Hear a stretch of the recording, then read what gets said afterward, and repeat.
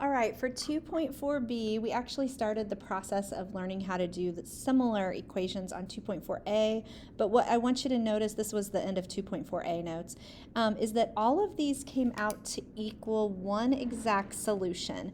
Y could only be -5 in this question. A could only be 4 in this question. No other answer would ever have worked for the variable a except exactly 4. Nothing else would have worked in this one for x except 5. There was no other possible solution that x could have been besides 5. But today, for 2.4b, we're getting into something a little bit more interesting than just coming up with one possible solution. So let me explain. There's not a lot of room up here, so get your tiny handwriting ready for this. If we were to solve this not knowing how it's going to turn out, what you would do first is, I hope you would see that you have some like terms you would want to combine. So I would probably go ahead and add this hidden invisible 1y, because anytime it's just a variable with no coefficient, there's a hidden 1, plus 2y. And I would say 1y plus 2y is 3y. I would bring down my -9. I would probably go ahead for now and just bring down 3y minus 5. And the next step I hope you're in the habit of doing is moving a variable. I know that it's hard to see the -5 and not want to go, I want to add 5, or not seeing the -9 and saying, I want to add 9 next. But it really is going to save you time, and here's why, if you choose to move a variable. Because if you choose to move a variable, you should see something interesting happening here. You should say, what in the world? If I choose to minus my 3y, what happens when I do that on both sides? 3y minus 3y is 0, so they cancel out. But 3y minus 3y over here is also 0 and also cancels each other out. So we have had a situation where the variable completely dropped out. All you're left with is now that -5 equals -9. Sorry, there was no room, but this is all that's left. And so let me ask you a question. Does -5 exactly equal -9? If I have -$5 in my lunch account and you have -9, are our balances the same? They are not. So these two are not equal. This little equal sign with a slash through it is a fancy way in math of saying does not equal, which is not that fancy actually. But -5 does not equal -9. And since the variables dropped out, we're left with a true or false statement. Since this is false, that means that there is nothing out of infinite numbers in the universe. Nothing will ever work for y. There's no number. You can try it. Substitute a 1 in here, and a 1 and a 1, or a 50 or a -50. It doesn't matter. Whatever number you try to substitute in for y will never be true in this situation, because when the variables drop out and you're left with a false statement, that is the same as saying there is no possible solution. So we are going to match that C is the answer up here, no solution. Nothing will ever work. So again, when the variables drop out and you're left with a false statement of what's left, that means no possible solution, no solution. Okay, let's try the next one. Again, right, really tiny. Sorry, there's not a lot of space. The first thing you want to do is get rid of parentheses, so we're going to distribute. 2 times y, squish it together, is just 2y. 2 times +2 is +4. Okay, on the other side, I'm just going to bring down my 2y plus 4. You might already see this. If you're looking for interesting things that happen in math, you should already see something that you think is probably going to happen. But let's say you didn't know. You aren't noticing a thing. So we're just going to move on to the next step, which is to move a variable to the other side. So we're going to move the entire coefficient and variable term by subtracting 2y from both sides. And now you're definitely going to see it. 2y minus 2y cancel. So do the other 2y minus 2y. So you are left with 4 equals 4. So now, the problem above was false. Let's look at this one. 4 equals 4. If you have $4 and I have $4, they definitely do equal each other. So this is actually a true statement. What that means when the variables drop out and you have a true statement. Is sometimes they call this identity. I think on your Math Excel homework, you might see something that says identity, and that should make sense because this is the same identity as this. They equal each other. So anytime you have an identity problem, that is going to mean that infinitely many answers would work in this situation. So what I mean by that is you could plug any number in infinity in for y here. You could plug in -4 in for y. You could plug in 0 in for y, and it would always be true no matter what number you want y to represent. So that means every solution in infinity works. Infinitely many solutions. Okay, so now you've seen what happens if there's no solution. Variables drop out, false statement. Infinitely many solutions, variables drop out, true statement. Let's see the last situation. All right, there's nothing to distribute, so now we're going to move on to the next step, which is going to be to move an entire variable and its coefficient to the other side. I'm going to choose to subtract 2y just because I prefer to not have negatives. So I'm going to subtract 2y from both sides. They cancel over here, leaving -4. On the right, 3y minus 2y is 1y, or I'm just going to say y. You can make the 1 visible if you'd like, and then bring down your -5. And now to get y completely by itself, the only thing we have left to do is to add 5 to both sides. So we're going to add 5, and these cancel, and you're left with y equals -4 plus 5 is 1. So the variables did not drop out in this one. You still were left with a variable on one side and a number answer on the other.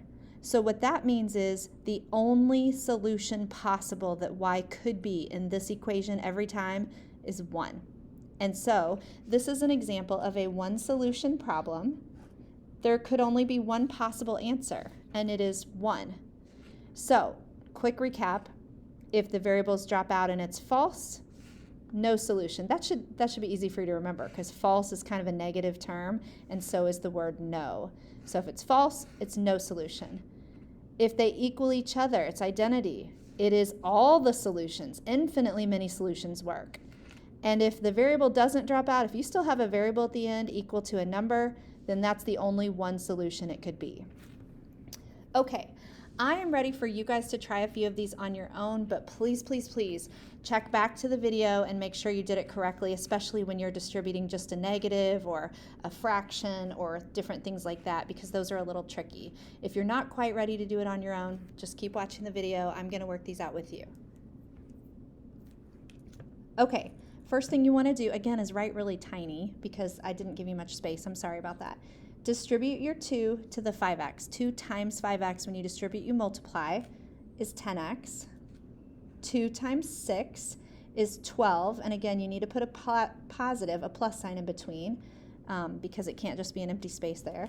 And then you want to bring down your 10x plus 12 over here as well. Okay, some of you might look at this and already want to stop.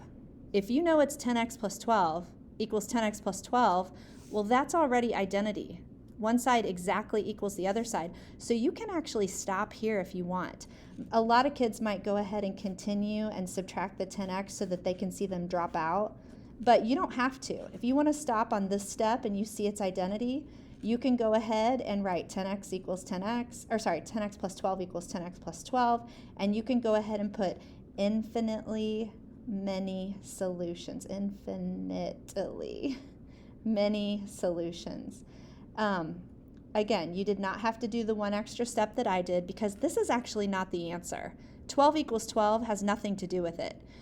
It does not mean that x is 12. It means any number works. So I could have subtracted 12 from both sides first and it'd be 0 equals 0.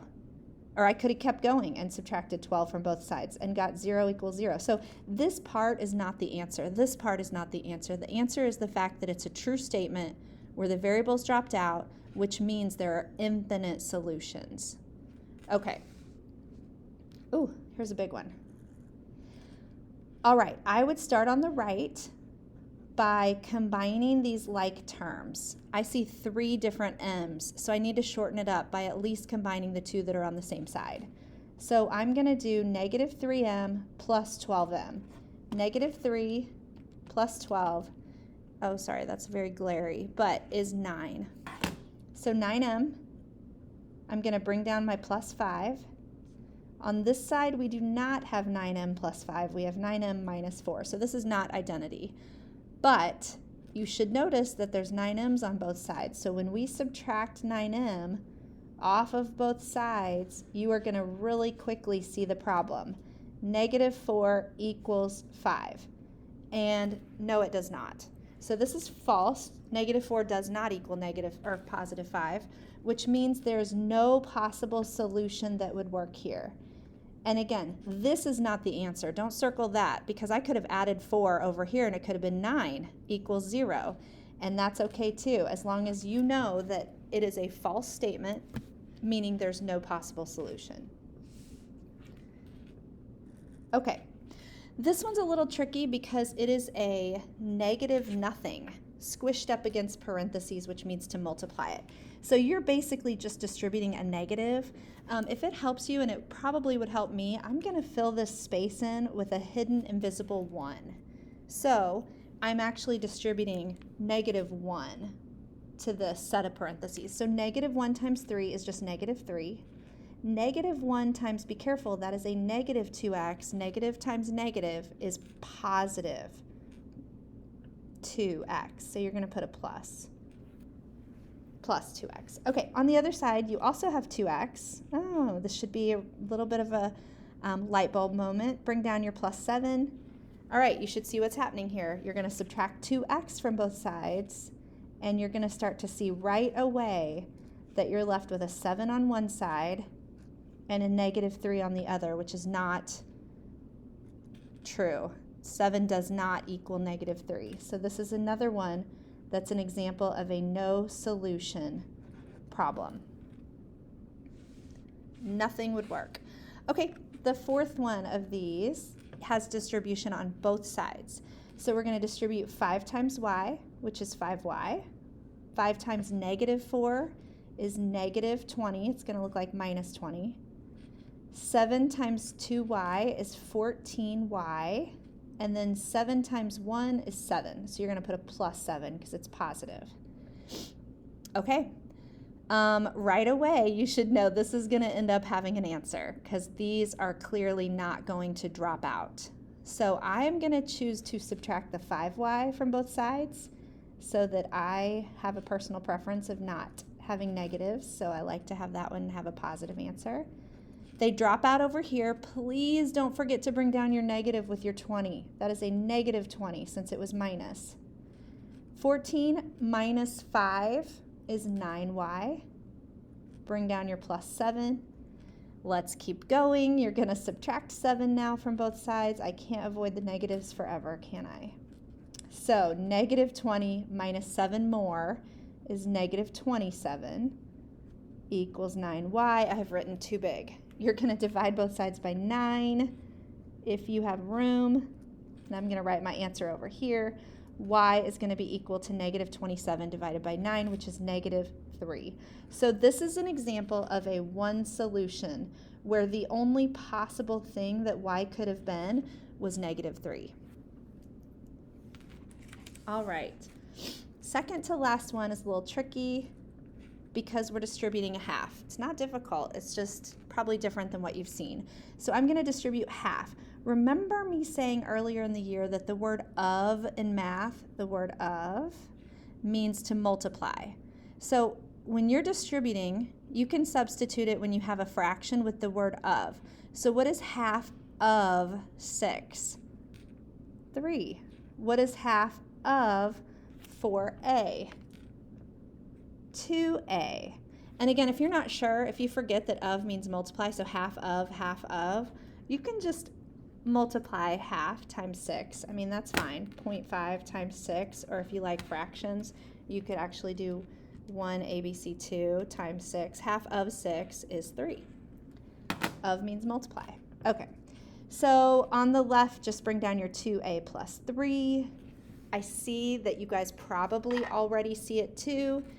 We have the same thing on the left as we do on the right. 2a plus 3 is the same thing as 3 plus 2a. So it's already identity, so it's already infinitely many solutions. And if you're lazy, like a lot of us out there, you're probably asking yourself, can I just write IMS for infinitely many solutions? And we'll be okay with that. I'm okay with that. Okay, last one. We have distribution on both sides again. So here we go. 3 times 4b is 12b. 3 times negative 2 is negative 6, so it looks like minus 6. Negative 2 times 3 is also negative 6. And then be super careful here. Negative 2 times negative 6b, negative times negative, is going to make that a plus 12b. All right, I hope you see it too. We've got a positive 12b on both sides, and we've got a negative 6 on both sides. So this is identity. Let's say you weren't sure because on this side the 12b was minus 6, and then over here the negative 6 came first. So let's say we're just not sure. So we're going to subtract 12b from both sides just to be sure. Those drop out, those drop out. It leaves us with negative 6 equals negative 6, which we know to be true. So this is infinitely many solutions.